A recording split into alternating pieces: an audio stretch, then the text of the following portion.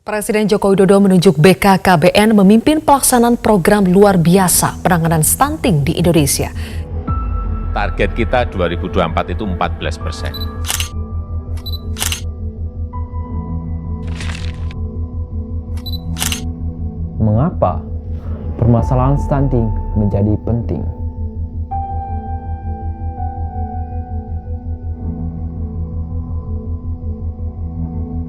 Apa itu stunting? Stunting adalah kekurangan gizi pada bayi di 1000 hari pertama kehidupannya berlangsung lama dan menyebabkan terhambatnya perkembangan otak dan tumbuh kembang anak. Karena kekurangan gizi menahun, bayi stunting tumbuh lebih pendek dari standar tinggi balita pada umumnya. Tapi ingat, stunting pasti bertumbuh pendek. Tapi bertumbuh pendek belum tentu stunting. Selain itu, stunting juga disebabkan buruknya fasilitas sanitasi, minimnya akses air bersih, dan kurangnya kebersihan lingkungan juga menjadi penyebab stunting. Kondisi stunting pada anak tidak bisa dirubah dalam jangka pendek. Stunting pada anak menyebabkan terganggunya perkembangan otak, metabolisme tubuh, dan perkembangan fisik, sehingga ia tumbuh lebih pendek dari anak-anak seusianya.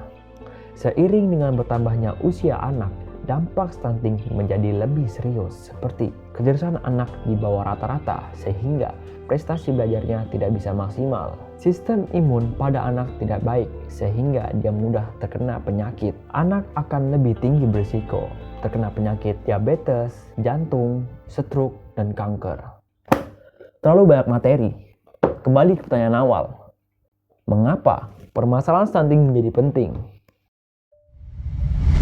Indonesia digadang-gadang menjadi salah satu kekuatan ekonomi dunia dalam beberapa dekade mendatang. PricewaterhouseCoopers atau PwC misalnya memprediksi Indonesia akan masuk 5 besar dunia pada tahun 2030, bahkan menjadi keempat negara dengan ekonomi terbesar di dunia pada tahun 2050. Jika itu terjadi, Indonesia akan hanya di bawah Tiongkok, India, dan Amerika Serikat.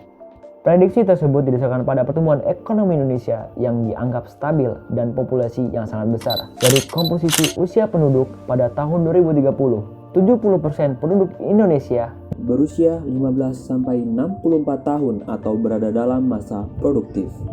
Di komposisi inilah disebut bonus demografi. Kelompok usia produktif inilah yang jumlahnya 180 juta jiwa sebagai motor penggerak perekonomian Indonesia mendatang. Pernah nggak kalian kepikiran kalau itu semua terjadi? Tapi, bila kalian tidak peduli dengan permasalahan ini, namun Indonesia masih menghadapi kasus stunting yang tinggi. Hampir 1 dari 3 anak kita itu ketinggalan banget, terutama di bidang math, science, dan reading. Sekolah pasti tentang performa guru-guru kita. Sejumlah masalah mengancam bangsa. Menjadi sebuah kabar informasi dari ketegangan sosial, satu hal yang lambat laun bisa mengancam keutuhan bangsa, perpecahan sosial. kita ngapain aja selama ini? Ini saatnya. Peran kita di masalah ini yaitu khususnya remaja putri yang akan nantinya menjadi seorang ibu harus mempersiapkan dirinya sedini mungkin untuk berkeluarga dan memenuhi kebutuhannya. Kebutuhan tersebut meliputi pengetahuan tentang berkeluarga, parenting, gizi, dan khususnya tentang stunting, juga menjauhi hal yang namanya nikah dini. Remaja juga harus membagikan informasi dan edukasi yang tepat kepada masyarakat luas. Remaja harus melek mengenai stunting, dapat berinovasi dalam hal pencegahan stunting agar teman-teman sebayanya dapat mengetahui dan tertarik dalam hal mengenai stunting. Peran kita saat ini sangat penting.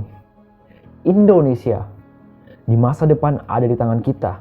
Saatnya yang muda berencana, memikirkan dari sekarang. Tidak hanya berpikir, namun melakukannya dari sekarang. Memikirkan untuk masa depan. Menyiapkan untuk masa depan, merencanakan untuk masa depan. Ini baru masalah stunting, belum masalah yang lainnya. Aku gak mau menjadi penonton di negeriku sendiri. Kalian?